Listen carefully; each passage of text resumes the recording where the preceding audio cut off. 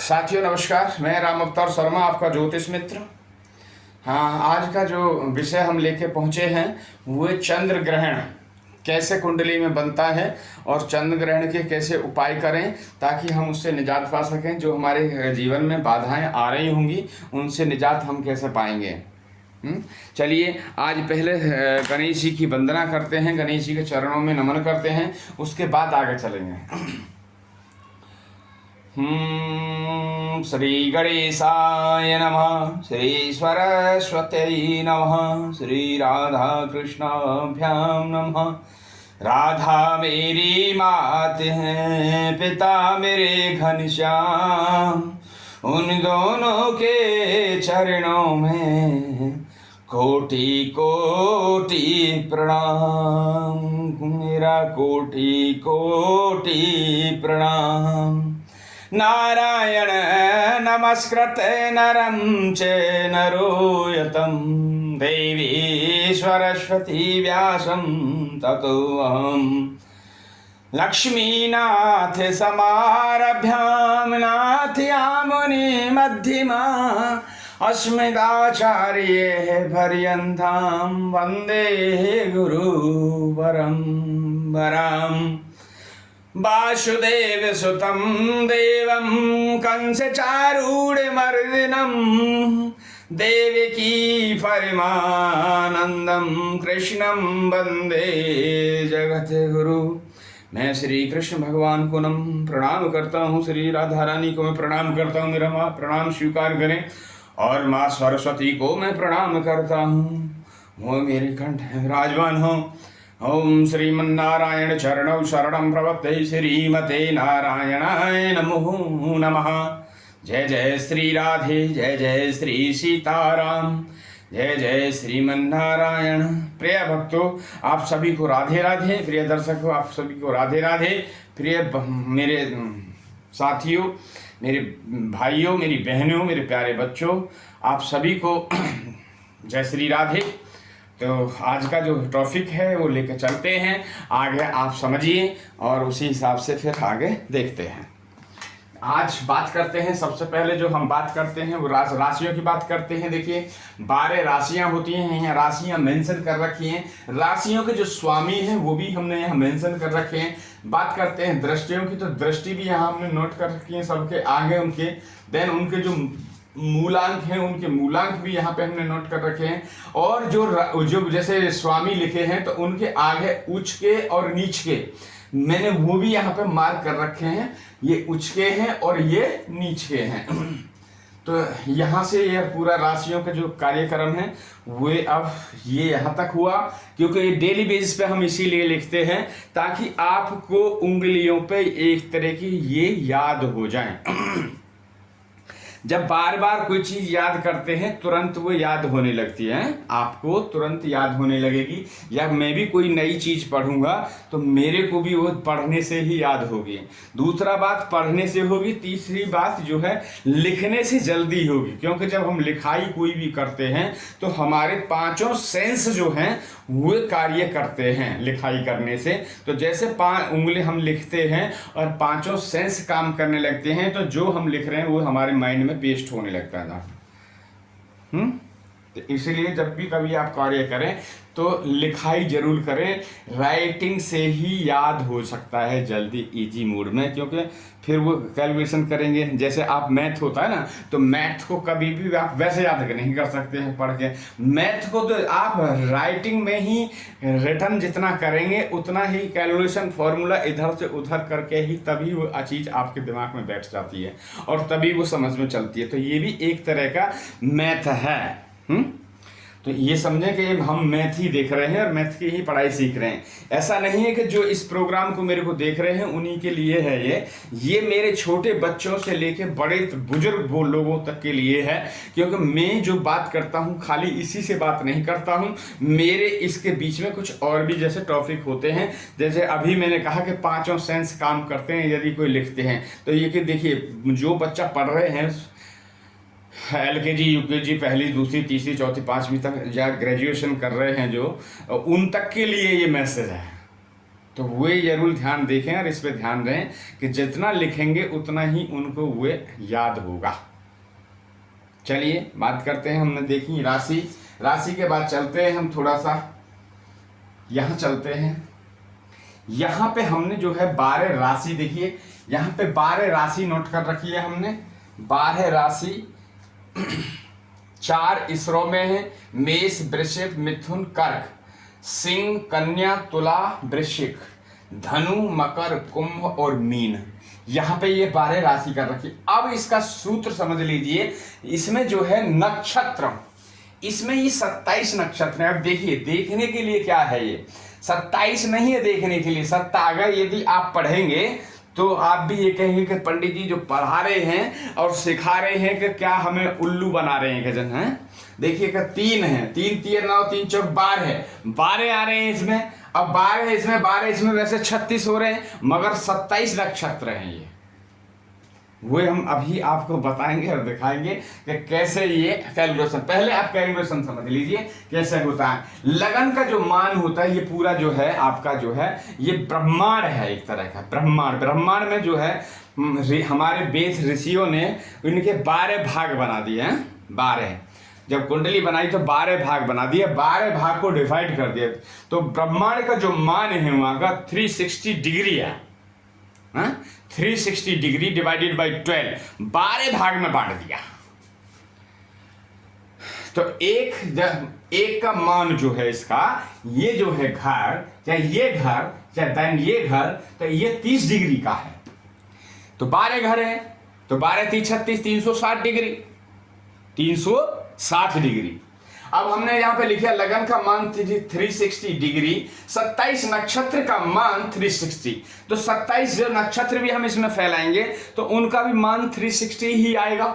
तभी तो वो काम करेंगे। देन बात करें एक चरण में 3.30, एक चरण में 3.30, तो मतलब आपके जो है एक राशि में एक नक्षत्र में 27 नक्षत्र हैं तो 4 चरण होते हैं। 9 ग्रह होते हैं, 27 नक्षत्र होते हैं, और एक नक्षत्र में 4 चरण होते हैं। तो 27 चरण, तो 27 चौके 108, यानी 27 दूनी 54, 54 दूनी 108। ये जो माला जो बनाई है, ये माला भी जो है 108 मनके की जो होती है, वो भी एक चरण है 108, तभी ये बनी। दूसरा माला का और भी मैंने रहस्य में बताता हूं कि राम जो कहते हैं 27 आपके 25 जो है आपके रा के 2 आके और माँ के 27 दूनी 27 हो गए, और 27 दूनी 54। राम जब एक बार लिखा जाएगा तो 54 उसके वो हो जाएंगे हैं मन के, और जब 2 बार हो जाएगा राम तो 27 दूनी 54, 27 दूनी 54 और 54 दूनी 108 हो जाएगा। तो 108 मनके का ये भी रहस्य है माला का। ठीक है, देन बात करते हैं, आइए मेष राशि। मेष राशि जो है आपके इसमें जो है, आइए इसमें 3 जो हैं 3 नक्षत्र हैं। यहां पे 3 नक्षत्र दिए हुए हैं।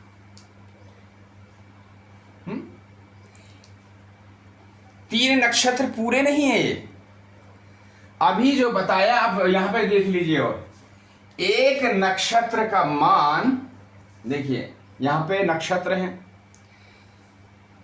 तो एक नक्षत्र में 4 चरण होते हैं। एक चरण होता है जो होता है 3.30, तो यानी 4 चरण का कितना हो गया, 3 चौक 12 और 3 चौक 12, यानी 13 डिग्री 20 है, 13 डिग्री 20 मिनट का एक जो है चरण बनता है, एक राशि, एक चरण, एक नक्षत्र। अब 2 नक्षत्र या पहले स्टार्टिंग है इसमें। अब इसमें देखिए अश्विनी नक्षत्र और भरणी नक्षत्र, तो 13.20 प्लस 13.20, तो टोटल बन गया आपका 2640। -30, तो आपके हाथ में जो बैलेंस और बचा हुए आपका 3.60। तो अब एक और चरण उसमें घुस जाएगा, कितना 3.20 का। फिर भी पॉइंट यहां पे लिखा है, देखिए यहां पे लिखा है टोटल 4 चरण का मान 13.20, 2 चरण का मान 26.40, आपका 30 भाग 26 -30 -26.40 से 3.60, एक चरण 3.30 माइनस यहाँ पे लिखा -360 -3.30 शेष जो है 0.30। ये जब हम आपको पूरा बताएंगे कि इसमें कैसे कैसे आते हैं। अभी देखिए यहाँ पे लिखे हमने 4 चरण भरणी के, तो अभी इसमें दिखाएंगे। यहाँ पे देखिए, यहाँ पे लिखा है हमने नक्षत्र लिखा है, यहाँ पे चरण लिखा है। तो चरण जो है आपके ये मेष राशि में जो आते हैं, तो कौन कौन से आते हैं यहाँ पे लिखा है अश्विनी, भरणी और कृतिका। तो यहाँ पर देखिए अश्विनी, भरणी और कृतिका। कृतिका अश्विनी के 4 चरण, भरणी के 4 चरण, क्योंकि ये स्टार्टिंग की है, ये पूरे आगे। अब एक जो है या में कृतिका का जो है फल एक चरण ऊपर चला जाएगा मेष राशि में है। देन फिर आपका 2 से फिर नीचे वृषभ राशि में रहेगा, मतलब एक में 9 चरण चले जाएंगे एक राशि में, ठीक है।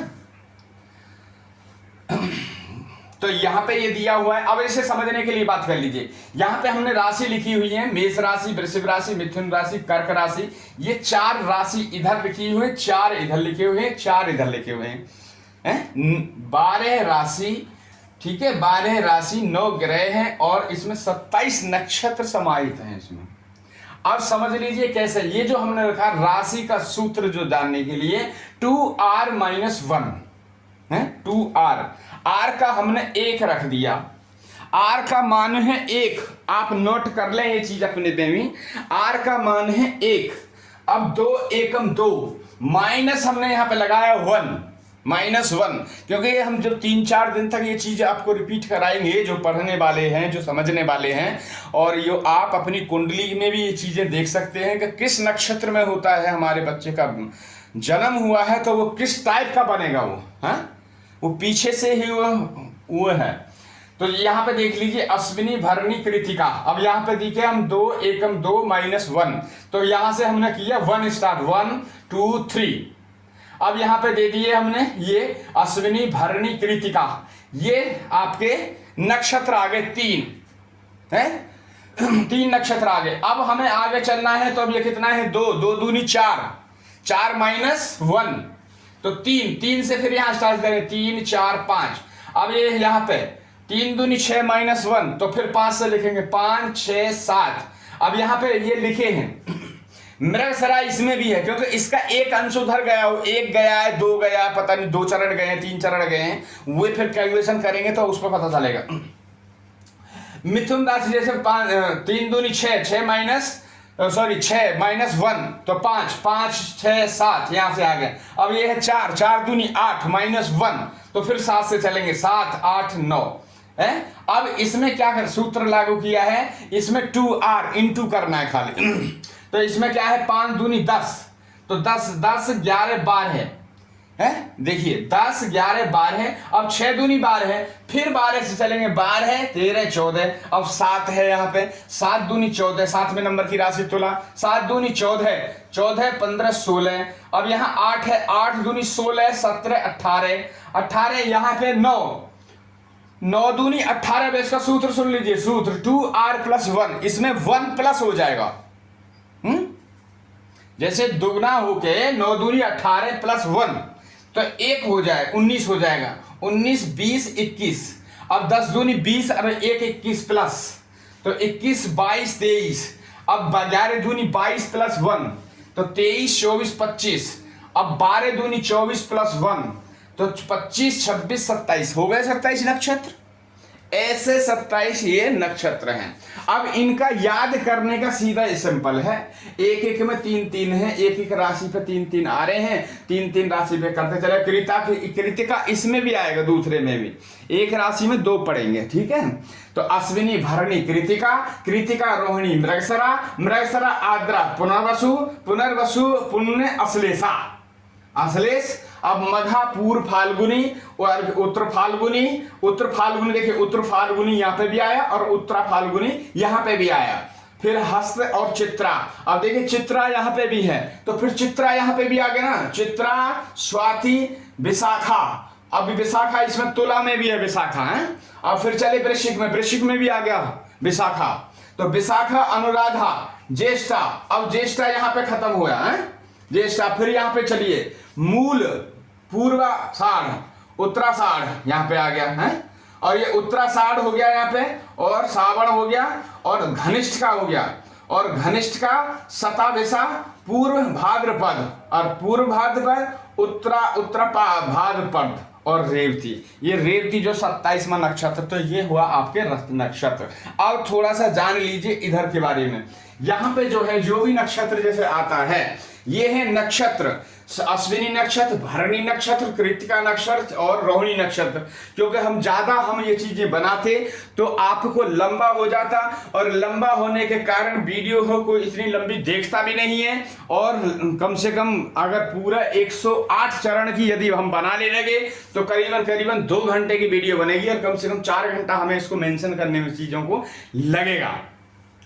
क्योंकि ये चार्ट ये है डेली बेसिस पे अपडेट होता है, ऐसा नहीं है कि एक चार्ट हम कई दिन तक यूज कर रहे हैं। आप देखते भी होंगे कि उस दिन उसमें सब में काट पीट हो जाती है, और उसके बाद फ्रेश यहाँ पे फिर तैयारी की जाती है। तो आइए यहाँ पे देख लेते हैं। अब ये है नक्षत्र और ये है चरण। एक नक्षत्र में 4 चरण होते हैं, तो 4 यहाँ 1 2 3 4 चरण। भरणी के 4 1 2 3 4 चरण। कृतिका के 4 चरण 1 2 3 4 चरण। अब इसके जो है रोहिणी के 4 चरण 1 2 3 4 चरण। अब बात करते हैं, आपने यहाँ समझा, ये जो है देखिए अश्विनी भरणी, तो 4 चरण अश्विनी के पूरे आ गए, 4 चरण इसमें 4 चरण पूरे आ गए। भरणी के 4 चरण पूरे आ गए।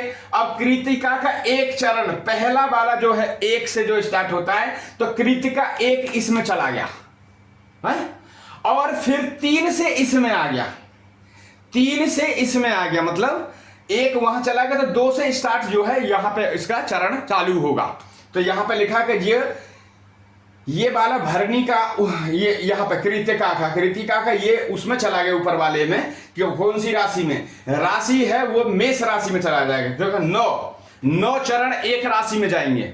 9 तिया 27 और 9 तिया 27 कितना हो गया, 27 और 9 तिया 27, तो 29 40 हो गया, 29 40। और राशि है हमारी 30 अंश की, तो 40 इधर उधर मैपिंग में खाली पड़ा रहता है, ठीक है। इसलिए 27 चरण 1 में जाएंगे, फिर वो आप कैलकुलेशन कर लीजिए उसमें। 9 चरण जाएंगे पूरे। अब देखिए यहां पे देख लिए, अब अश्विनी सबसे पहले देख लिए क्या है ये। जिन जातक का, जिन बच्चे का जन्म अश्विनी नक्षत्र में जो प्रथम चरण में होता है, वे आप अपने बच्चे का आप अपना ये चीज मिला सकते हैं कि मेरा किस चरण में ये जन्म हुआ है। तो उस चरण के यहाँ पे मैंने सब ये चीज लिखा हुआ है कि किस चरण में होता है तो क्या बनता है बच्चा, क्या उसका दिमाग है, क्या पीछे से वो भाग्य लेके आया है, उसी में वो सब चीज छुपा रहता है। तो आज उसको हम उजागर करेंगे। जैसे अश्विनी नक्षत्र जो पहले चरण में जो होता है, 1 नंबर चरण में, तो वे एक तरह का राजा होता है, राजा के समान। राजा के समान, जैसे कहा किसी ने कहा कि अरबपति खरबपति के पुत्र हुआ है, तो वो अश्विनी के, ये समझिए अश्विनी के प्रथम नक्षत्र में होगा, वो वही राजा की जिंदगी जिएगा। कहां लिखा है मैंने, देखिए अश्विनी का प्रथम नक्षत्र, पहला राजा के समान वो जिएगा। दूसरे नक्षत्र में किसी अश्विनी नक्षत्र में, यानी दूसरे चरण में बाल बच्चे का जन्म होता है, तो ऐसा बच्चा धनवान बनता है। ऐसा बच्चा धनवान बनता है। जैसे हम बात करते हैं ना अश्विनी नक्षत्र की, तो हो सकता है जैसे हमारे देश के प्राइम मिनिस्टर है मिस्टर नरेंद्र मोदी ना, तो वो अश्विनी नक्षत्र में वो शायद पहले चरण में हुए होंगे, ठीक है, आज तभी हुए राजा हैं। तो दूसरा जो है, दूसरा चरण जो होता है वो धनवान बनता है, और अश्विनी का तीसरा चरण जो होता है वो ज्ञानवान होता है, वो बुद्धि में तेज होता है, बुद्धि विवेक उसका बहुत अधिक हाई लेवल पे होता है, हाँ? ऐसे बच्चे का जो तीसरे चरण में होता है। देन बात करते हैं आपके चौथे चरण के लिए। चौथे चरण में जो बच्चा होता है वो देव गुरु भक्त होता है, यानी वो भक्ति में ज्यादा लीन रहता है, भगवान की उस पर असीम कृपा रहती है, तो वो भगवान की भक्ति में भी अपना कार्य भी करता है और भगवान की भक्ति में भी वो लीन रहता है। देन बात करते हैं भरणी नक्षत्र। जिस भरणी नक्षत्र में यदि पहले चरण में किसी बच्चे का जन्म होगा तो ऐसा बच्चा लूटपाट करने वाला, चोर उचक्का, बदमाश बनेगा। ये आप भी अपने बच्चों का ये सारे चीज चेक कर लें। यदि आपके किसी का, मैं तो पहले ही बात ये कहता हूं कि हो ना कभी, पर फिर भी कोई छोटा बच्चा ऐसी नक्षत्र में आपका बच्चे का जन्म है तो उसे अपने बच्चे को आपको प्री अलर्ट दे दिया, ताकि ये चीज को आप साध के रखें और उस चीज का उपाय वगैरह करें, ताकि वो चीज वो चोर प्रवृत्ति का ना बने। तो ये आप लोग देखिए और अपनी जन्म पत्री वगैरह बनवाइए, कुंडलियों का विश्लेषण कराइए, ताकि आपके जीवन स्मूथ चलता रहे। यही मेरी प्रार्थना है। देन बात करते हैं भरणी नक्षत्र का दूसरे चरण में यदि बच्चे का जन्म होता है तो वो काली भाषा बोलता है, गंदी भाषा बोलता है, भाषाहीन हो जाता है वो। हाँ, कोई होता है बच्चा, छोटा छोटा बच्चा, एक पता छोटा छोटा बच्चा होता है, पता चलता है कि वो गाली देने लगता है। तो जो बच्चा शुरू से स्टार्टिंग से छोटेपन से ही यदि कोई बच्चा गाली दे रहा है तो उसका भरणी नक्षत्र में दूसरे चरण में उस बच्चे का जन्म हुआ होगा, तभी ये ऐसी प्रॉब्लमें आ रही हैं। यहां पे देखिए काला भाषाहीन है, ठीक है। यदि भरणी नक्षत्र में तीसरे चरण में यदि किसी बच्चे का जन्म होता है तो ऐसा बच्चा योग जानने वाला होता है। योग मतलब आपका योग हो गया, आपका विद्वान हो गया, आपका ज्योतिषी हो गया, ऐसे योग गुरु जो होते हैं, योग विद्या जानने वाले होते हैं, तो ऐसा बच्चा इस टाइप का बनेगा। तो ये भी आप नोटिंग कर लें अपने बच्चे का, यदि कोई ऐसा है तो उसे और अच्छा मार्गदर्शन देने से उसका भविष्य और उज्जवल होता रहेगा। जब आपको पता ही चल जाएगा कि मेरा बेटा ज्ञानी बनेगा या चोर बनेगा, तो आप साध सकते हैं ना उस चीजों को। देन बात करते हैं आपकी यहां पहले भरणी नक्षत्र का चौथा चरण। चौथे चरण में जो बच्चा का जिसका जन्म होगा, जिस बच्चे का भरणी नक्षत्र में चौथे चरण में यदि किसी बच्चे का जन्म होगा तो वो जन्म से ही निर्धनी होगा। निर्धन होगा। तो वो आप अपने बच्चे का भी ये चीज चेक करें, और ताकि ऐसा कुछ है तो ये थोड़ा सा कुछ उपाय वगैरह करके, ताकि भगवान, देखिए भगवान समर्थ हैं, भगवान सब कुछ कर सकते हैं। यदि आपके बच्चे की निर्धनता भी लिखी है, यदि भगवान चाहें तो उसको योग में बदल सकते हैं, उनके वो समर्थ हैं। भगवान तो भगवान है। बहन बात करते हैं, देखिए आपका कृतिका नक्षत्र। कृतिका नक्षत्र जो है आपका, जो पहले चरण में किसी बच्चे का जन्म होता है तो उसका जो है शुभ लक्षण आते हैं पहले से ही शुभ। जो बच्चे का जन्म होता है ना, कहते हैं ना कि ये तो पता नहीं जिन कैसे सोता है, तो भगवान का एकदम स्मरण करके ऐसा लगता है कि पूजा कर रहा है, बैठता है तो छोटा बच्चे से ध्यान से तो वो अच्छे लक्षण है उसके। हाँ? तीसरा, यदि कृतिका नक्षत्र में सेकंड नक्षत्र उसमें चरण में उस बच्चे का जन्म हुआ है तो ऐसा बच्चा यशस्वी होता है, कीर्तिमान, यशवान, बुद्धिमान जो होता है, ऐसा बच्चा। तीसरे चरण में यदि कुछ बच्चे का जन्म होता है तो ऐसा बच्चा जो है पुत्रवान, अच्छा पुत्रवान होता है।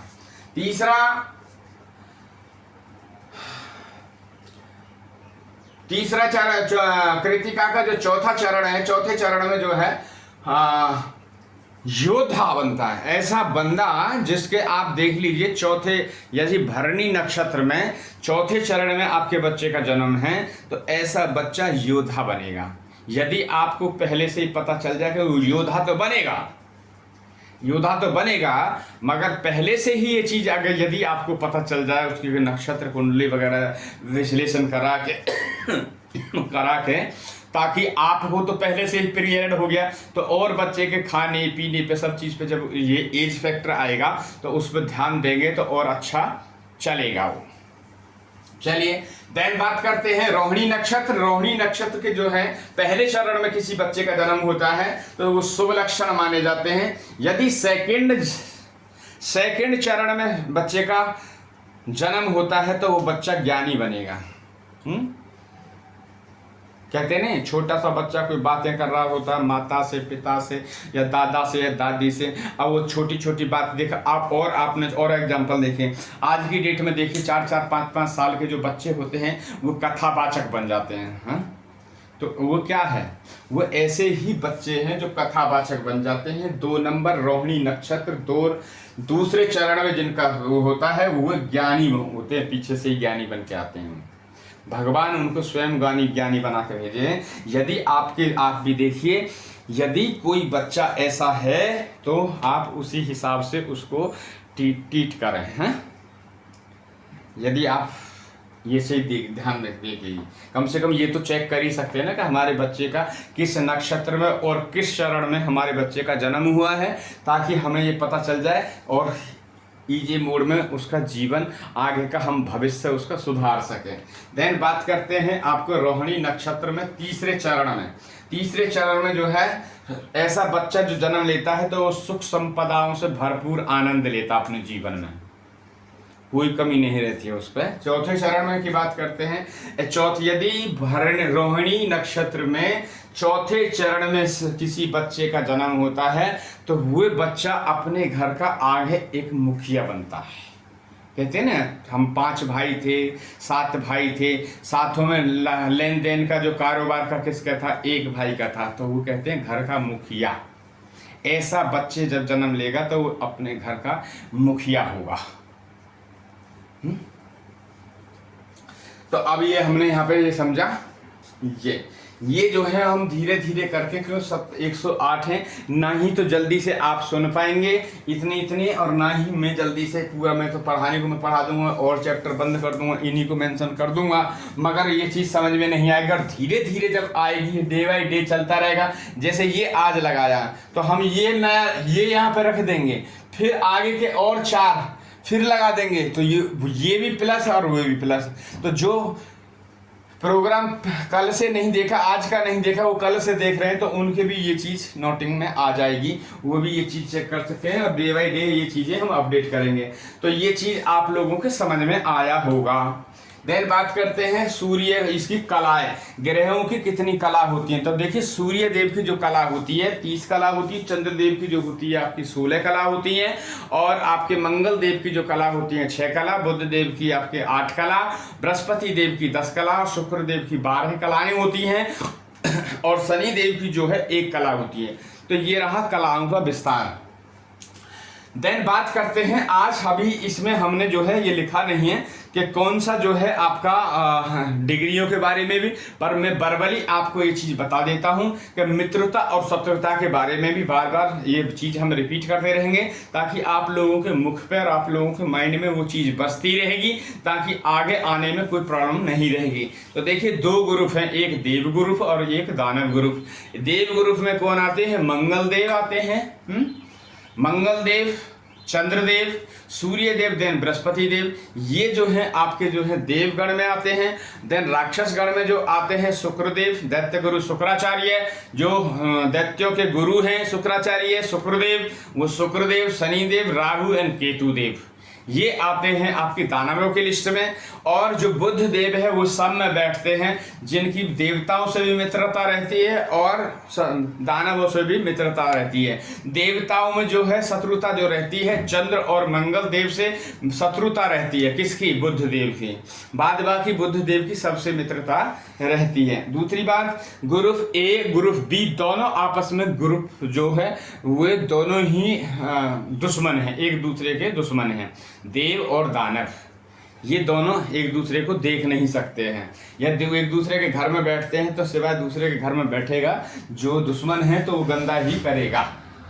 ठीक है, तो ये आए यहाँ पे, तो ये भी हमने समझा।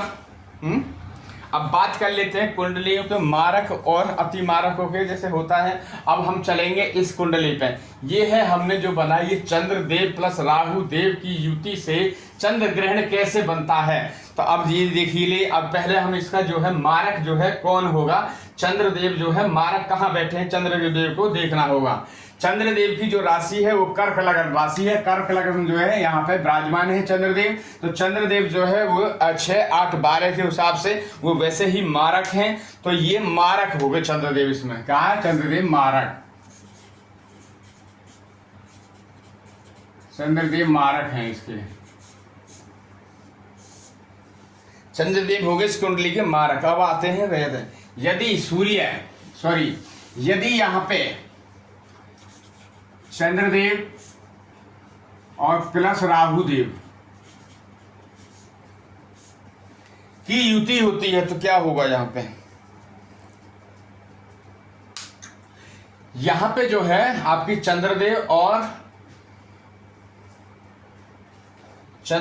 और राहु की जो युति है, ये युति है, इसी से चंद्र ग्रहण बनता है। चंद्र ग्रहण बनने के लिए अब दोनों हमने ये मेंशन कर दिए। अब आप लोगों को देखना है, अभी जो मैंने लास्ट पढ़ाया था, आपको समझाया था कि देवों की शत्रुता और मित्रता और शत्रुता से ही ये सारी चीजें क्लियर होती हैं युति की।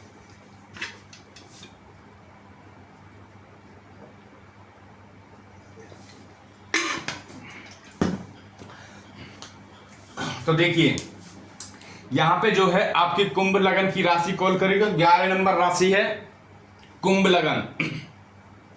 कुंभ लगन के जो मालिक हैं वो शनिदेव हैं। शनिदेव जो है आपके चंद्रदेव के शत्रु हैं, आपस में शत्रुता है चंद्रदेव की और शनिदेव की। और राहुदेव और शनिदेव की आपस में मित्रता है। तो अब देखिए ये आपस में हो गए मित्र और ये हो गए इनके शत्रु। ये वैसे भी आपस में शत्रु हैं, राहु देव के भी शत्रु हो गए चंद्रदेव और शनि देव के भी शत्रु हैं। तो इस केस पे क्या होगा, यदि यहाँ पे जो है आपके जब इनकी राहु देव की दशा जब चलेगी तो राहु देव तो अपनी दशा में यहाँ पे जो है ठीक परिणाम देंगे। ठीक है, क्योंकि वे मित्र के घर में बैठे हैं, मित्र की राशि में बैठे हैं, कोई वैसी प्रॉब्लम नहीं है। दूसरी बात, चंद्रदेव जो है आपकी शत्रु राशि में बैठे हैं। वैसे भी कुंडली के हिसाब से देखा जाए तो वो मारक हैं। और दो चंद्रदेव वहां पे राहु और चंद्रदेव वैसे भी आपस में शत्रु हैं और शनि और चंद्रदेव भी शत्रु हैं। इसलिए इसमें अगर 1 नंबर पर मैं यहाँ पर लिख रहा हूं, 1 नंबर की अगर शांति होगी तो चंद्रदेव की होगी। यहाँ चंद्रदेव की यहाँ पे शांति कराने की आवश्यकता पड़ेगी। देन बात करते हैं यहाँ पे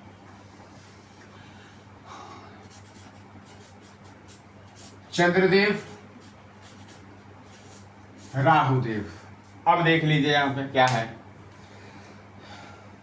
चंद्रदेव और राहुदेव। अब यहाँ पे ये है बृहस्पति है, तो यहाँ पे ये बृहस्पति और ये चंद्र दोनों आपस में मित्र हैं और यहाँ पे राहु हैं। तो ये अब राहु जो है अकेले हैं, तो इसलिए यहाँ पे जो है शांति किसकी होगी, क्योंकि इनकी तो ये यहाँ पे जो मीन राशि है और मीन राशि जो है चंद्रदेव के मित्र हैं बृहस्पति देव। तो यहाँ पे जो चंद्रदेव जो हो, चंद्रदेव तो आपके प्लस में है और राहु देव चले गए माइनस में। तो आपको शांति करनी होगी। तो ये देख लीजिए इस कुंडली में यदि आपकी कुंभ लगन की कुंडली हो, यदि ऐसा कहीं पूरे में आएगा कहीं पे भी, तो वो चीज आप मेंशन कर लीजिए, फिर उन चीज की आप शांति कराइए। शांति अभी नहीं, शांति जब कराना जब उसकी दशा चले। ऐसा नहीं है कि कोई हमारे जीवन हमारी कुंडली में कोई ग्रह मारक है और उसकी दशा आई नहीं है, हम शांति कराने बैठ जाएं, हैं? तो उसका कोई अभी फल नहीं होगा, उसका कोई ऐसा नहीं है। जब मारक की ग्रह की दशा जब चलेगी, दशा अंतर दशा जब चले, उससे पहले आपको शांति करानी चाहिए। दूसरी बात वो भी देख लें कि योग है या मारक है। तो योग ग्रह की कभी भी दान नहीं किया जाता है, ये ध्यान रखें। तो अब इसमें जो है शांति जो होगी यहां पे 2 नंबर में जो होगी,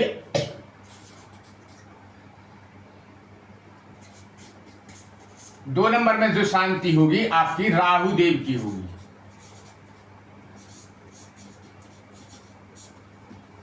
देखिए मैं यहां पे ये चीजें नोट कर रहा हूं, आप ये चीज जान सकते हैं कि यदि आप लोगों के किसी की कुंडली में ऐसा आएगा योग, तो वो चीज आप देख सकते हैं। अब देन बात करते हैं यहां पे,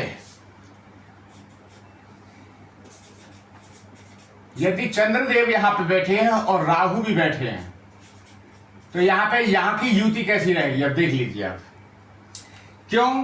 पहले आइए चंद्रदेव को। चंद्रदेव जो है यहां इसमें जो है, यहां पे जो है मेष लगन। मेष लगन किसकी है? मंगलदेव की। मंगलदेव और चंद्रदेव क्या है? मित्र हैं आपस में दोनों। तो यहां पे चंद्रदेव की तो आपको शांति कराने की जरूरत ही नहीं है, क्योंकि वो योग ग्रह हैं, वो प्लस में रहेंगे, यहां पे योग हैं वो। देन बात करते हैं राहु की, तो राहु और मंगलदेव भी शत्रु हैं। राहु देव और शत्रुदेव भी, राहु और मंगल देव भी आपस में शत्रु हैं। मगर राहु जब आपके 3 नंबर और 11 नंबर पर जब बैठते हैं, तो इसमें परिणाम अच्छे देते हैं। इसलिए ये इसमें न राहु देव की शांति कराने की जरूरत है और ना ही चंद्रदेव की। तो जो 3 नंबर है इसमें किसी की भी शांति कराने की जरूरत नहीं है। खाली बात करते हैं आपके चौथे हाउस में। चौथे हाउस में यानी चंद्रदेव यहां बैठे हैं आपके, और राहु देव यहां बैठे हैं, राहु देव यहां बैठे हैं। तो अब देखिए यहां पे क्या होगा। चंद्रदेव जो है यहां पे खुद के मालिक हैं, इस घर के लॉर्ड हैं। चंद्रदेव जो है चौथे घर के मालिक हैं, तो चंद्रदेव की यहां पे चंद्रदेव हुए योग, क्योंकि भाई वो अपने घर के है ना, राशि तो कोई आके बैठ गई, वो तो कुछ दिन के लिए आके बैठ गई, हमेशा थोड़ी बैठेगी। अब राहु देव जो है यहाँ पे वृषभ राशि कॉल करती है। वृषभ के जो वैसे भी यहाँ पे राहु उचके हो जाते हैं, तो क्योंकि वो मित्र की राशि में बैठे हैं, तो इसलिए यहाँ पे भी कोई न राहु की न चंद्र की, दोनों में से किसी की भी शांति कराने की जरूरत नहीं है। 4 नंबर भी खाली जाएगा आपका, ठीक है। देन बात करते हैं यहाँ पे आपकी चंद्रदेव, यहां पे आते हैं चंद्रदेव और राहु देव।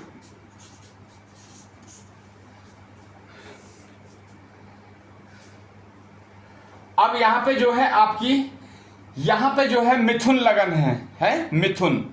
मिथुन में मिथुन जो लगन है, चंद्रदेव के अति शत्रु हैं। बुधदेव है ना, चंद्रदेव के शत्रु हैं और राहु देव के मित्र हैं। तो यहां पे जो है आपको राहु की शांति नहीं होगी। यहाँ पे जो पंचम हाउस में जो होगी, आपको चंद्रदेव की शांति करानी होगी। जब दशा चलेगी जब कराना होगा, कभी पहले चलते हैं चीज करने के लिए। देन बात करते हैं चौथे हाउस। चौथे हाउस में यदि चंद्र यहां बैठे हैं,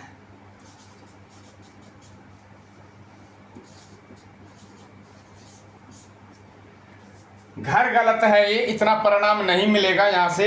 तो यहां पे जो है राहु देव की तो शांति होगी ही होगी। तो वो अपनी सेम राशि में बैठे हैं चंद्रदेव, इसलिए इस घर के लिए योग हैं। तो यहां पे राहु की करनी पड़ेगी 6 में, राहु। देन बात करते हैं यहां पे आपकी राहु, चंद्रदेव और राहु देव। चंद्रदेव जो है यहाँ सिंह राशि कॉल कर रही है। चंद्रदेव जो है सिंह के आपस में मित्र हैं, सूर्य और चंद्र आपस में मित्र हैं और ये जो है शत्रु हो गए। तो इस घर में जो है आपकी जो है, इसलिए चंद्र ये जो है योग ग्रह है और ये है आपके माइनस में चले गए। तो यहाँ पे राहु की 7 नंबर में भी राहु की होगी शांति। अब बात करते हैं चंद्रदेव 8वें नंबर में। 8 में क्या है, तो अब यहाँ पे देख लीजिए, यहाँ पे बुध है, ठीक है। तो यहाँ पे जो है चंद्र और बुध की आपस में शत्रुता है, राहु और दोनों आपस में मित्र हैं। तो इसलिए यहाँ पे चंद्रदेव की शांति होगी जब आपकी दशा चलेगी चंद्रदेव की। देन बात करते हैं यहाँ की चंद्रदेव और आपका राहुदेव।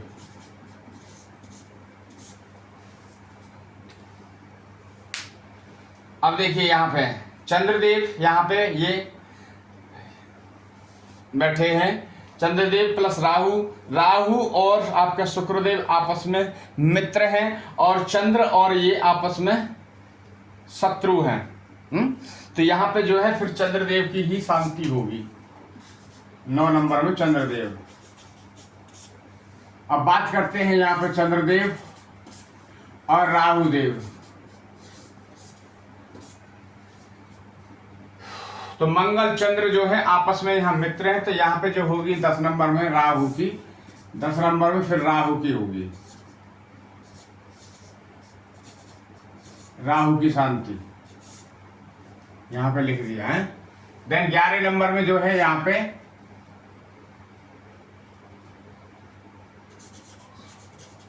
चंद्र और राहु। देख लीजिए आप अपनी कुंडलियों में 11वें हाउस में जो है, इसलिए यहाँ पे राहु 3 11 में अच्छे परिणाम देते हैं। तो इसलिए यहाँ पे ये इनकी शांति कराने की जरूरत नहीं है। यहाँ पे जो है आपके धनु लगन कॉल कर रही है, धन बृहस्पति देव और चंद्रदेव आपस में मित्र हैं। तो यहाँ पे जो है किसी की भी नहीं होगी 11वें नंबर में खाली। देन बात करते हैं आपके यहाँ पे 10 नंबर। तो यहाँ पे यदि चंद्रदेव और राहुदेव बैठे हैं तो क्या होगा, यहाँ शनि देव की राशि है मकर राशि, 10 नंबर की कॉल कर रही है यहाँ पे। और राशि जो मकर जो शनि देव और राहु देव आपस में मित्र हैं और चंद्रदेव जो है शत्रु हो गए उनके। तो यहाँ पे जो है यहाँ पे 10 नंबर में जाके, यानी 10 नहीं बोलेंगे इसको, हम 12 हाउस में बोलेंगे। यहाँ पे मैंने 12 लिख रखा है। तो यहाँ पे जो है चंद्रदेव को आप शांति कराइए। तो ये रहा आज का चंद्र ग्रहण के लक्षण और चंद्र ग्रहण के उपाय। अब लक्षण जान लीजिए। ऐसे बंदे को जिसको चंद्र ग्रहण की समस्या आती है, यदि उसका चंद्र कहीं खराब होता है तो ऐसे आदमी का मन एकदम उड़ा उड़ा रहता है?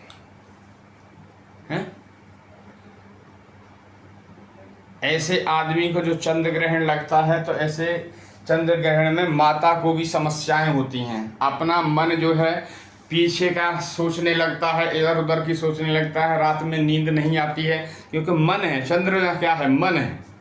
तो ऐसी समस्याएं भी होंगी आप लोगों के लिए। तो ये चीज़ें समस्याएं आएंगी। तो चंद्र की शांति जिनके यहाँ पे चंद्र ग्रहण लगा हो और मैंने मेंशन किया है, और यहाँ पे आप देख लीजिए, यहाँ पे मैंने लिखा है कि किसकी शांति होनी है और किसकी नहीं शांति होनी है। तो ये चीज़ भी यहाँ पे लिखा है। अब एक नज़र मार लेते हैं, क्योंकि आपको लोगों को कुंडली भी आपको देखने की। ये जो है आपकी मीन लगन की एक कुंडली है, ये किसी की है तो मीन लगन की है। यहाँ पे सभी चीज़ दर्शाया हुआ है, यहाँ पे डिग्री बाई डिग्री दिए हुए हैं, अष्टक वर्क भी यहाँ सेट किया हुआ है और नंबरिंग वाइज भी यहाँ पे दिया हुआ है। और क्या क्या यहाँ पे परिणाम मिलेंगे तो थोड़ा सा आप लोग ये चीज़ें जान जाएंगे। जिनकी भी ऐसा प्रॉब्लम आ रही होंगी तो वो समझ लीजिए। तो पहले तो ये मीन लगन की कंपनी, ये कुंडली है। मीन लगन में यहाँ पे कोई ग्रह नहीं बैठा है और यहाँ पे जो है कोई भी दृष्टि, मतलब यहाँ पे जो दृष्टि जो डाल रहे हैं, 7वीं दृष्टि जो बुध डाल रहे हैं, बुध उच्च के होके बैठे हैं और अस्त भी है, यहाँ पे अस्त भी है और 0 डिग्री है। बैठे तो हैं सामने मगर यहाँ पे कोई पावर नहीं है। यहाँ पे कोई पावर नहीं है, इसलिए ये जो है इनके पति है तो पत्नी है, पति है तो पति है, जो पत्नी है तो पति है, जिनकी भी ये कुंडली है तो उनके काफ़ी इनका जो आदमी जो होगा या पत्नी जो होगी वो काफ़ी डिस्टर्ब होगी, हैं, क्योंकि बुध देव जो यहाँ अस्त हैं और 0 डिग्री पे होके बैठे हैं। अब बात करेंगे हम इनकी, देखेंगे कि इनकी निकालेंगे मारक एन, ये निकाल देंगे अब जैसे किसके बुध देव क्या है। तब देख लीजिए बुध देव की स्थिति क्या है, यहाँ पे आके देखते हैं। ये है 6 नंबर, 6 नंबर 3 नंबर, तो ये मारक ही होता है, हैं? यहाँ पे कुंडली में दूसरा हाउस और 7वां हाउस ये मारक ही होते हैं। तो यहाँ पे वैसे भी बुध देव जो है मारक हैं, तो इसलिए ये काफ़ी इनके जिनकी भी ये कुंडली है या तो उनके पति डिस्टर्ब होंगे या उनकी पत्नी डिस्टर्ब होंगी, माइंड उनका कुछ काम ही नहीं कर रहा होगा। तो ये देखिए यहाँ पे जो है 28 अंक प्राप्त हुए हैं। ये में 28 अंक का मतलब है एवरेज, मतलब ना मिनिमम 28 होना चाहिए। यदि 28 से ऊपर जाते हैं तो अति उत्तम होते हैं, और 28 से यदि नीचे जाते हैं तो वो जैसे कहते हैं ना फर्स्ट क्लास। कोई भी जब पढ़ाई पढ़ी जाती है तो उसमें रिजल्ट जब आता है कि मेरे बच्चे के है वो 98% यानी फर्स्ट क्लास आए हैं, 99% हैं फर्स्ट क्लास टॉपर है। ऐसे ही इसमें है कि मेरे बच्चे के से 70% सपोज सेकंड क्लास हैं, थर्ड क्लास यानी फोर्थ क्लास में से जो 33 नंबर होते हैं वो फोर्थ क्लास यानी लटक के पास, उसे फोर्थ क्लास। तो यदि अगर जो किसी के अंक यहाँ लगन में यदि ये अंक 20, 22, 24 से नीचे आ जाते हैं तो वे आपके फोर्थ क्लास की तरफ में चलने लगते हैं, क्योंकि आपकी बॉडी जो है वहाँ पे वीकनेस वगैरह, परेशानी वगैरह ये सब चीज़ें आने लगेंगी। समय समय पे ये चीज़ देखना होगा। देन बात करते हैं यहाँ पे आपका, यहाँ पे देखिए यहाँ पे सेकंड में जो है आपका मेष राशि लगन, मेष राशि यहाँ पे कॉल करती है। यहाँ पे जो बैठे हैं आपके गुरु और शनि के हिसाब से शनि और गुरु जो चंडाल दोष बना हुआ है, तो यहाँ पे वैसे भी मंगल जो है तो सारे ही यहाँ पे करूर ग्रह बैठे हैं। तो इस जो जातक है इसकी जो वाणी है वो उग्रता लेके आएगी, मतभेद होगा परिवार में, कुटुंब में। तो ये चीज़ ये देखेंगे कि इनकी प्रॉब्लम क्या है। तो जब भी शनि या गुरु की दशा जब चलेगी तो शनि की दशा जब देखेंगे तो उसमें निकलवाएंगे कि इनसे क्या प्रॉब्लम है। अभी सारा इस पर रिजल्ट देंगे ना, वैसे छोटा सा एक ट्रेलर दिखाते हैं कि हाँ भाई ठीक है ऐसा है, तो ये चीज़ परेशानी आएंगी। देन काल पुरुष की कंपनी कुंडली भी जब आएगी तो देखिए काल पुरुष में जब ये यहाँ से परेशान होगी, इनको जब परेशानी आएगी ना, बीमारी वगैरह जब इनको आएंगी, जब शनि की दशा चलेगी तो शनि जब इनको जो प्रॉब्लम देंगे, कहाँ से देंगे, कान और आँखों से इनको प्रॉब्लम आएंगी और फेस में कुछ प्रॉब्लम आ सकती हैं, ठीक है ना। क्योंकि काल पुरुष की कुंडली के अकॉर्डिंग में मेष राशि फर्स्ट ही होता है,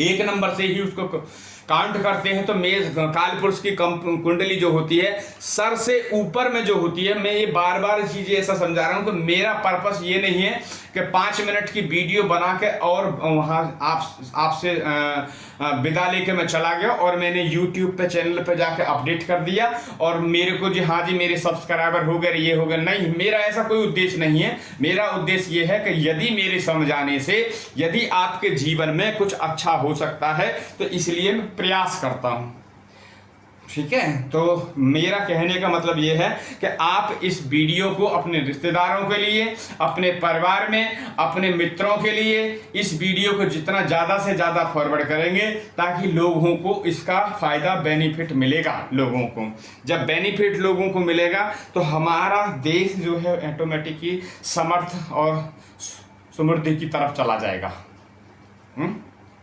जो पैसा बीमारियों में लग रहा है, यदि आप कुंडली का अपना विश्लेषण करा लेते हैं, यदि कोई ग्रह खराब है, उन ग्रह खराब होने के कारण ही ये सारी चीज़ें होती हैं।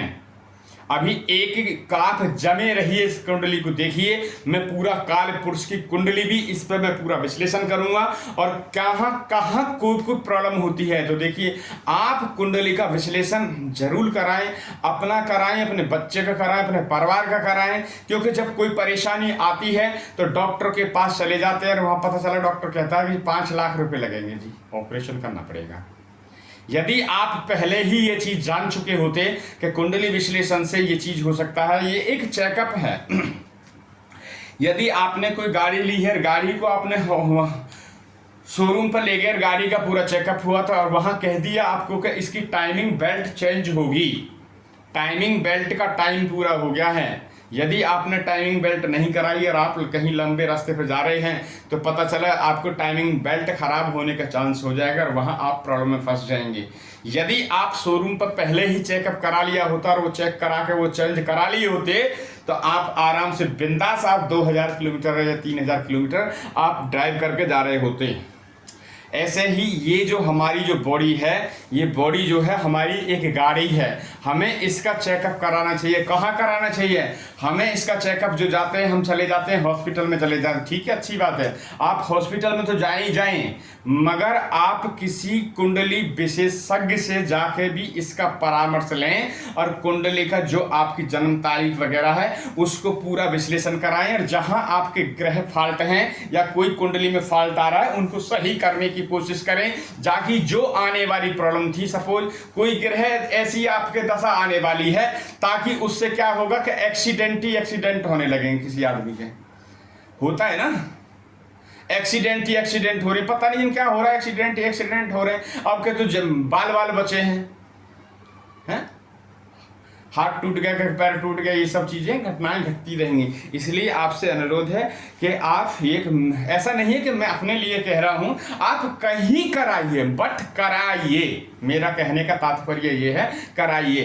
कुंडली का जब पूरी तरह से विश्लेषण कराएंगे उसमें आपको सारी जानकारी मिलेंगी। जानकारी मिलने के बाद में जब ये सारा चीज़ होगा तो आपकी जो लाइफ है वो स्मूथ चलने लगेगी। यही मेरा ध्येय है। आप जमे रहिए। काल पुरुष की कुंडली जो मैं दिखा रहा हूँ, आपको बता रहा हूँ, सारे बॉडी के जो पार्ट्स हैं वहीं से सब संचालित करेंगे। आप चीज़ों को ये दिखाएंगे और फिर एक एक पॉइंट पे बताएंगे कि कहाँ प्रॉब्लम आ रही है, तो हमारे ये आ रही है तो इससे प्रॉब्लम आ रही होगी, तो वो चीज़ आप समझें। देन बात करते हैं, मैंने यहाँ से सब हेड दिखा दिया। यदि कुछ प्रॉब्लम आती है, यहाँ करूर ग्रह कोई दृष्टि बैठा है और या करूर ग्रह की दृष्टि भी यहाँ पड़ रही है, ये मारक की पड़ रही है, अति मारक की पड़ रही है, तो वो सर से पीड़ा देगा।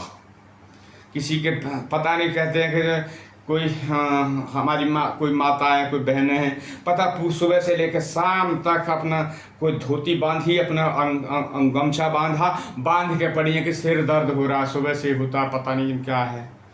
तो वहाँ पे क्या है, आपके ग्रह खराब हैं, इसलिए वहाँ पॉइंट पे सर दर्द हो रहा है। या किसी को ब्रेन ट्यूमर बनने के कगार पे आ रहा है, तो आपके जो है वहाँ पे ग्रह खराब हैं।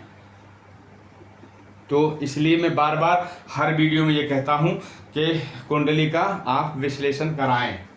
सेकंड बात करते हैं यहाँ पे सेकंड हाउस की। सेकंड हाउस भी हमने देखा कि ये दोनों ग्रह जो यहाँ पर आपस में शत्रु हैं, यहाँ बैठे हैं, तो इस घर को खराब ही करेंगे, ठीक है। और जो यहाँ पर बैंक बैलेंस वगैरह भी देखा जाता है, तो इनके पास बैंक बैलेंस वगैरह भी इतना नहीं रहेगा।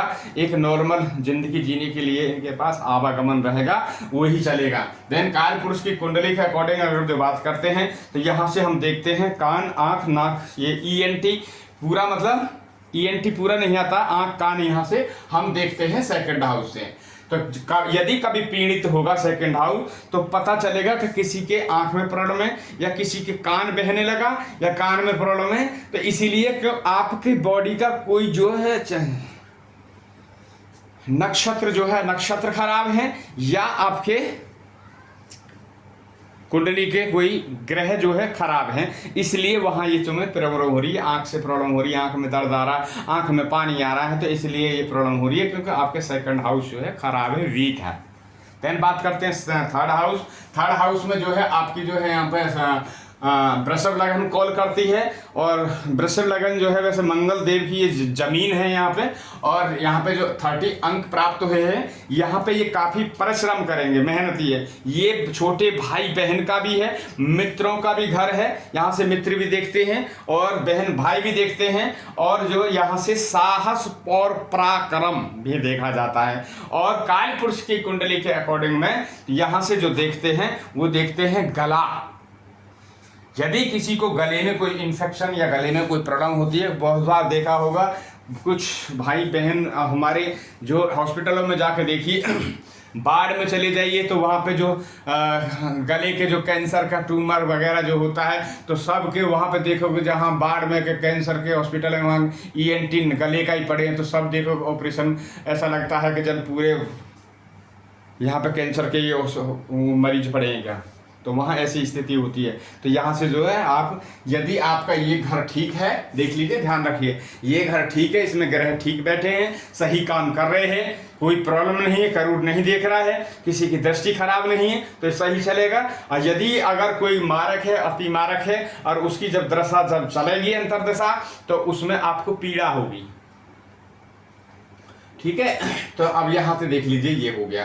देन बात करते हैं आपके चौथे हाउस। चौथा जो हाउस है, चौथा हाउस में आपकी मिथुन लगन की यहाँ पे राशि कॉल करती है। वैसे जो अंक प्राप्त हैं वो 31 अंक प्राप्त हैं, और वैसे भी जो बुध है, बुध और आपके चंद्र आपस में जो शत्रुता है उनकी, बट चंद्र यहाँ खुद देख रहे हैं, मगर बुध यहाँ पे जो बैठे हैं, बुध ठीक यहाँ पे प्रभाव डालेंगे, इसलिए ये इसमें इनकी सारी सुख सुविधाएं, मकान दुकान की इनको सुख सुविधाएं अच्छी मिलेंगी। क्योंकि इसमें जो है चंद्रदेव तो है ही हैं, साथ में यहाँ बुध भी हुए हैं, और बुधदेव और शुक्रदेव का भी है ना कारक ग्रह है। शुक्रदेव गाड़ी मकान दुकान यहाँ से सब चीज देते हैं, तो शुक्रदेव भी देते हैं, तो इसलिए क्या है यहाँ पे बुधदेव नॉर्मल रहेंगे और जो फल यहाँ पे मिलेगा, तो ये घर भी ठीक रहेगा। अब आते हैं आपकी यहाँ पे जो काल पुरुष की कुंडली के 4th हाउस में, ये 4th हाउस है। 4th हाउस में हम क्या देखते हैं, बीमारियों में। आइए, हमारे छाती में जो भी है इन्फेक्शन, यदि हमारी छाती में बॉडी में इन्फेक्शन हो गया, फेफड़े खराब हो जाएंगे हैं, लंग्स वगैरह खराब हो जाएंगे, तो ये क्या है, आपका चौथा हाउस जो है ये पीड़ित है। यदि ये पीड़ित नहीं होता तो ये प्रॉब्लम आपको आएगी नहीं। यदि आपका तीसरा हाउस पीड़ित है तो चौथा होना ही होना है, क्योंकि ये 3rd हाउस जो है ये गले की सांस की नली से प्रॉब्लम देता है। जब सांस यहाँ से प्रॉब्लम करेगा तो नीचे तक इसका कनेक्शन जाएगा, तो इसलिए इसको भी डैमेज मार देगा। आपने देखा होगा आंधी आई है, आंधी आई, तूफान आया, इतना तूफान आया कि किसी का घर गिर गया, किसी का घर गिरा, दूसरे का पड़ोसी का उसकी धमक से ही घर गिर गया, क्योंकि पड़ोसी है ना, तो कुछ ना कुछ तो असर देगा, डेंट मारेगा ही ना जी, तो इसलिए पड़ोसी है।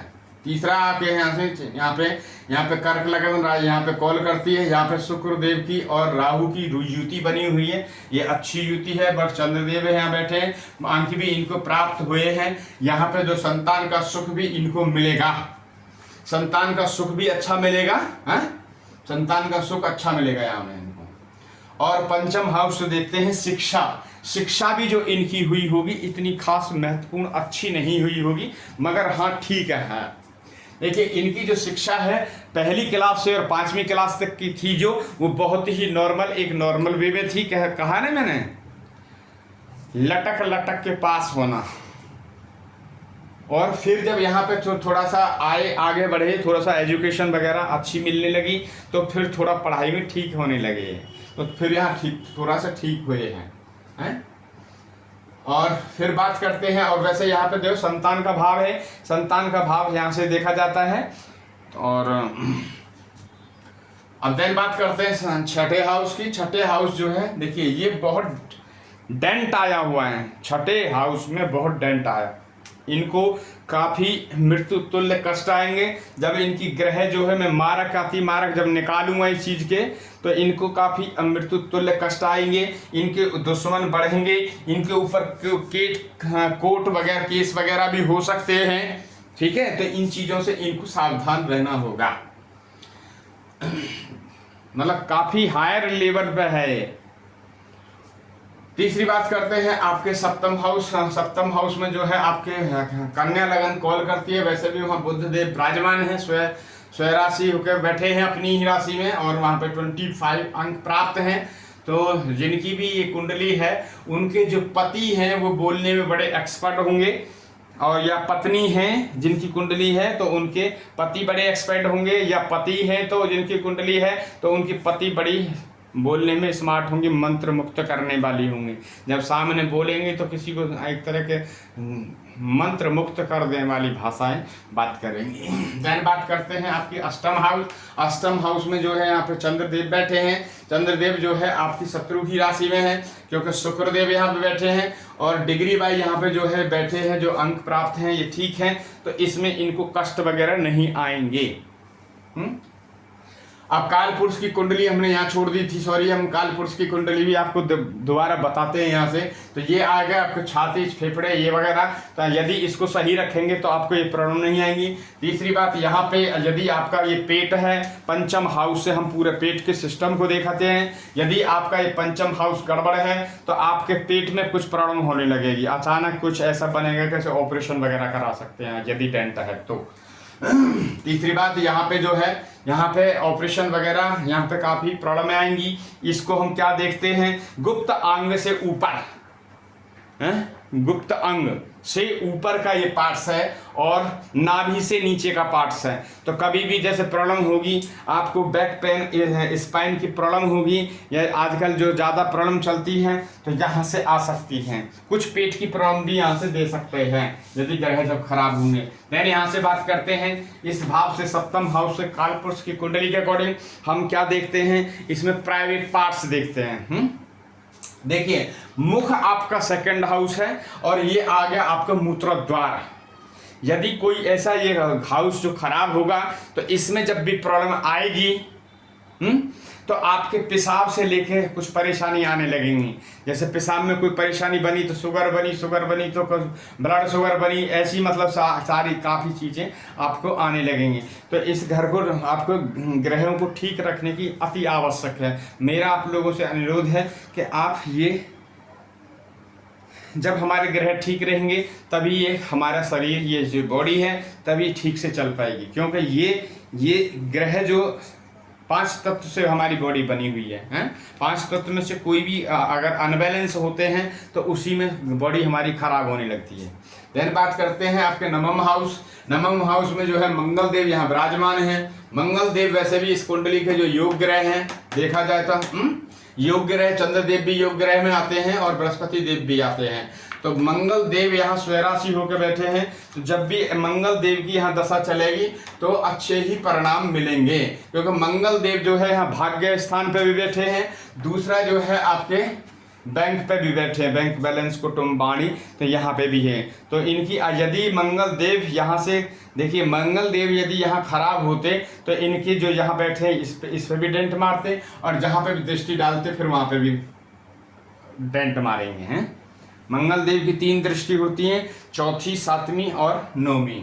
देन बात करते हैं तो यहाँ पे जो 20 अंक इनको प्राप्त है, यहाँ पे 26 थे। तो शिक्षा में जो यदि इन्होंने ग्रेजुएशन वगैरह किया होगा तो ग्रेजुएशन वगैरह इनकी ठीक ठाक रही होगी हैं। देन बात करते हैं कर्म स्थान। कर्म स्थान में इनको 30 अंक प्राप्त हुए हैं।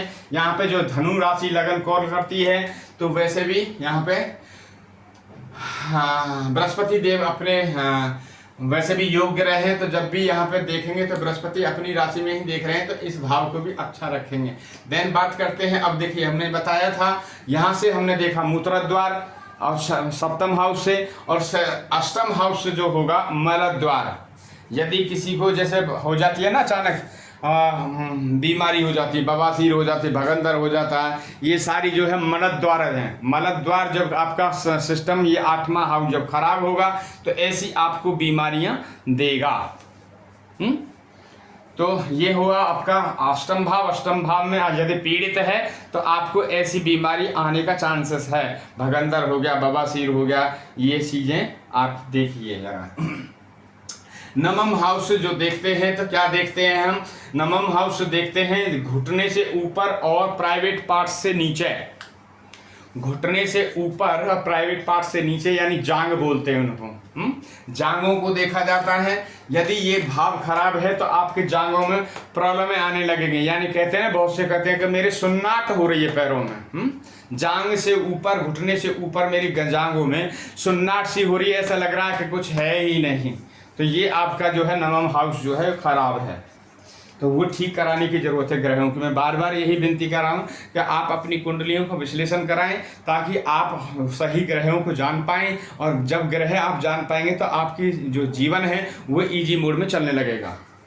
देन बात करते हैं आपके यहाँ की। तो ये जो है आपका जैसे घुटने में प्रॉब्लम आती है, जिन भाई बहनों के जो माता पिता हैं, हमारे बुजुर्ग लोग हैं, उनके यदि घुटनों में प्रॉब्लम आती है तो उनका जो दसम हाउस है वो खराब है, इसीलिए प्रॉब्लम आती है। ये हाउस जो है खराब है, इसके आपको विश्लेषण कराने की जरूरत है, चेक कराने की जरूरत है। जब वो ठीक हो जाएगा, जब आपके ग्रह जो है बैलेंस हो जाएंगे, जब बॉडी में पूरी में बैलेंस हो जाएंगे, तो आपको वो प्रॉब्लम धीरे धीरे धीरे वहां से हटने शुरू हो जाएगी। डॉक्टर से भी ज्यादा फास्ट इलाज है। डॉक्टर क्या करेगा? डॉक्टर तो दवाई दे देगा, दर्द की दवा दे देगा, वो दाब देगा, उसको दाब देगा, मगर जब ये ग्रह ठीक हो जाएंगे तो उसको जड़ से निकाल देंगे। इसलिए ये चीज बार बार कहता हूं, कालपुरुष की कुंडली को कोई मजाक न लें। ये ज्योतिष विज्ञान है। नासा तो अभी जान पाए 70 साल से कि पृथ्वी से चंद्रमा की दूरी कितनी है, पृथ्वी से सूर्य की दूरी कितनी है, मगर हमारे ऋषि मुनि तो त्रेता युग में ही जान गए थे कि धरती से सूर्य की कितनी हुए है। आज कहते हैं कि ये पुष्पक विमान जो बनाया, ये हमारे विमान चल रहे हैं, ये हमारे कलयुग का देखिए। अरे कलयुग का है, आप देखिए ना, करदम जी के पास में जो पुष्पक विमान था, जो रावण के पास था, है उस समय। आज की क्या टेक्नोलॉजी है, जो उस समय टेक्नोलॉजी है। आज जो ब्रह्मास्त्र बनाया है, कहाँ से बनाया है? वो महाभारत से वो उठा के, वेदों से उठा कर ये स्टडी करके उसके बाद में ये यंत्र बने हैं। कोई साइंटिस्टों ने वो वैसे ही नहीं बना दिए हैं, हमारे वेदों से बने हैं। हमारे वेदों में इतनी पावर है, इतने पावरफुल हैं। यदि आप वेदों पर काम करेंगे, वेदों की तरफ चलेंगे, आप ग्रहों के अनुकूल रहेंगे आप, तो आपको कोई जिंदगी में परेशानी आएंगी नहीं। देन बात करते हैं यहाँ पे आप 11th हाउस। 11th हाउस में यहाँ पे केतु बैठे हैं, अपने मित्र की राशि में बैठे हैं, तो यहाँ पे डेंट नहीं मारेंगे। मगर जहाँ वो देखेंगे केतु महाराज, यदि वो उनका अपना घर है तो वहाँ पे ठीक ठाक रहेंगे, नहीं तो वो डेंट मारेंगे, क्योंकि वहाँ पे जो है अब संतान भाव में वहाँ पे पीड़ा करेंगे केतु महाराज। जब केतु की जब दशा चलेगी तो 7वीं दृष्टि और 5वीं दृष्टि और 9वीं दृष्टि से जब देखेंगे तो वहाँ पे प्रॉब्लम डालेंगे। कहाँ? 1 2 3 4 5, तो यहाँ पे डालेंगे, मित्रों में डालेंगे, आपके छोटे भाई बहनों में प्रॉब्लम आएंगी। 7वीं दृष्टि जो यहाँ डालेंगे, आपकी संतान पर डालेंगे, तो संतान उत्पत्ति होने में हो सकता है प्रॉब्लम करें। जब क्योंकि गलत घर में जब देख रहे गलत घर में देखेंगे ना, वहाँ से वहाँ सही में उसको उस घर को ठीक रखेंगे, मगर सामने तो देख रहे हैं ना, दूसरे पे देख रहे हैं ना, दुश्मन के घर पे, तो वहाँ ठीक करें, उसको डांटेंगे। देन बात करते हैं यहाँ पे जो 31 अंक जो ये लक्ष्मी स्थान है, तो जिनकी भी एक कुंडली है, इनको अच्छा यहाँ से कर्म करेंगे। कर्म करने के बाद इनको फल भी अच्छा मिलेगा। मगर सबसे बड़ी प्रॉब्लम जो आई है अभी यहाँ पे देखिए, ये जो है काल पुरुष की कुंडली के अकॉर्डिंग जो है घुटने से नीचे और पैरों से ऊपर इसका आता है। जैसे बोलते हैं इनको थाई, नीचे घुटने से नीचे और पैर पंजे से ऊपर, ये पोजीशन जो है घुटने से नीचे और पैरों से ऊपर का आता है। जब भी कभी प्रॉब्लम आएगी इस एरिया में, तो ये एरिया में फॉल्ट होगा, तभी वहाँ पे वो प्रॉब्लम आएगी। देन का बात करते हैं 12th हाउस। 12th हाउस जो है आपका यहाँ पे जो है कुंभ लगन की राशि यहाँ कॉल करती है, और 33 नंबर जो है यहाँ अंक प्राप्त हैं। ये 33 जो है 6 8 12 में नंबर बड़े हुए बहुत ही दुखदायी होते हैं। यहाँ पे जो है देखिए, अभी मैंने जो बताया, इनको एक्सीडेंट वगैरह कुछ ऐसी बीमारी होंगी, ऑपरेशन वगैरह होंगी, ताकि इनके मेडिकल के खर्चे तुरंत एकदम यहाँ पहुँचेंगे। तो इनके मेडिकल के खर्चे जो है तुरंत एकदम बड़े हाई फाई जाएंगे, वो भी 2-4-6 लाख में जाएंगे इनके। हाँ, यदि सरकारी से कराया तो ठीक है, प्राइवेट से कराया तो ऐसे ही जाएंगे। अच्छा, अचानक एक्सीडेंट वगैरह, इनके शत्रु बढ़ते रहेंगे, केस वगैरह लग जाएंगे। तो जिनकी भी है इनको सावधान करने की ज़रूरत है, तो सावधान किया जाएगा। आज के लिए इतना ही है। यदि आपको ये प्रोग्राम हमारा अच्छा लगा हो तो इसको लाइक एंड सब्सक्राइब करें और ज़्यादा से ज़्यादा लोगों में शेयर करें, ताकि लोगों को जो मैंने अभी जो आपको समझाया, पढ़ाया, और ये मेरा ऐसा नहीं है कि मेरे किसी एक पर्सनल के लिए, मैं ये जो कार्यक्रम करता हूँ अपने पूरे विश्व के लिए करता हूँ, ना कि मैं अपने ही लिए करता हूँ। क्योंकि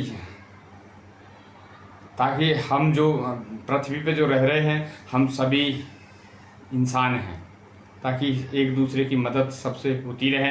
देखिए, हमारा देश पहले से ही और देशों की भी मदद करते चला आया, और ना ही और देशों में ये चीज़ टेक्नोलॉजी है, वहाँ के लोग ये जानते भी नहीं हैं। और हमारा देश तो पहले से ही मदद करते चला आया। चाइना की बहुत मदद करी, अफ्रीका की मदद करी, कि उसकी करी। पानी जा भी देखे, कुवैत में, ईरान में पानी अभी भी जाता है हमारे यहाँ से, हैं, पानी जाता है, खाना जाता है, अपना अन्न जाता है, गेहूँ जाता है, चावल जाता है, चीनी जाती है, सब चीज़ जाती है। आयात निर्यात लगा ही रहता है। तो हमारा देश अपने में जो भारत है एक संपन्न है। तो हमारे देश की नागरिकों की भी एक अच्छी प्रणाली है जो सबको साथ लेके चलते हैं। आज के लिए इतना ही। जय श्रीमन नारायण, राधे श्याम। यदि कोई गलती हुई हो तो मैं क्षमा चाहता हूँ। जाने अनजाने में मेरी भी मांस की ही जवान है, हो सकता है कहीं फिसल सकती है, क्योंकि मैं भी एक कार्य करता ही हूँ। तो और दूसरा, मैं बार बार यही कहता हूँ कि साधु लोगों का सम्मान करें, साधुओं का सम्मान करें, माता पिता की चरण सेवा करें। यदि आपका चंद्र खराब है तो माता की सेवा करें, तो आपका चंद्र ठीक होने लगेगा। यदि आपके सूर्य देव खराब हैं तो सूर्य देव को जल अर्पित करें और पिता की सेवा करें। जब पिता की सेवा करेंगे तो पिता के पैर यहाँ दाबेंगे, मगर वो सूर्य देव के पैर दब रहे होंगे, और पैर सूर्य देव के दब रहे होंगे तो उस समय फिर सूर्य देव प्रसन्न होंगे। प्रसन्न जब होंगे तो आपकी बॉडी में जो भी टेम्परेचर सूर्य देव का है उसको वो बैलेंस कर देंगे, और वो जीवन में आने वाली प्रॉब्लम है उसको स्मूथ चलने लगोगे आप। यदि आपके बृहस्पति देव खराब हैं, और चीज़ें चुगली निंदा करने से या किसी को अवज्ञा बात करने से उनका जुपिटर खराब होता है। तो चीज़ ध्यान रहें मेरे प्यारे बच्चों, जो पढ़ने वाले भी हैं वो भी इन चीज़ों से दूर रहें।